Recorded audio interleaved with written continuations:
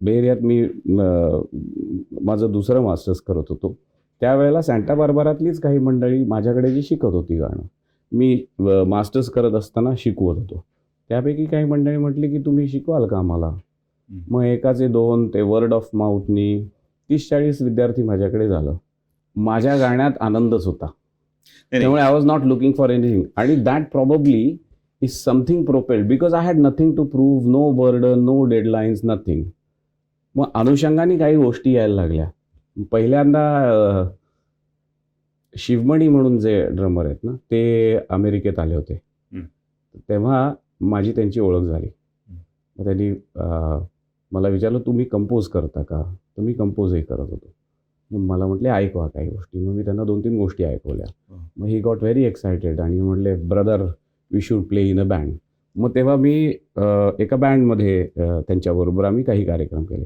आपले संतूर वाजवणारे जे उल्हास बापट म्हणून आहेत, जे सगळे आता देवदास वगैरे सगळ्या चित्रपटातलं, तुम्ही साधारणपणे चित्रपटातलं कुठलंही संतूर ऐकलं तर त्यांनी वाजवलं. ते अमेरिकेला आले होते. LAला कार्यक्रम होता तेव्हा आमची ओळख झाली. अशी मैफलीमध्ये गात असताना मला म्हटले तुम्ही कार्यक्रम कराल का? मी म्हटलं हो करेन की. मग त्यांनी स्वतःहून फोन केला शिकागोला. अनिल दातार नावाचे होते त्यांना आणि म्हटले माझ्या समोर एक मुलगा आहे, खूप चांगला गातो, मला असं वाटतं की तुम्ही त्याचा कार्यक्रम केला पाहिजे. तर तसा तो कार्यक्रम झाला. मग त्याचप्रमाणे वंदना टिळक म्हणून त्या काळच्या BMMच्या प्रेसिडेंट होत्या. त्यांनी माझं LAला गाणं केलं होतं आणि ऐकलं होतं. तर त्यांनी स्वतःनी पुढच्या BMMच्या प्रेसिडेंटला एक ईमेल लिहिला की यू शुड होस्ट.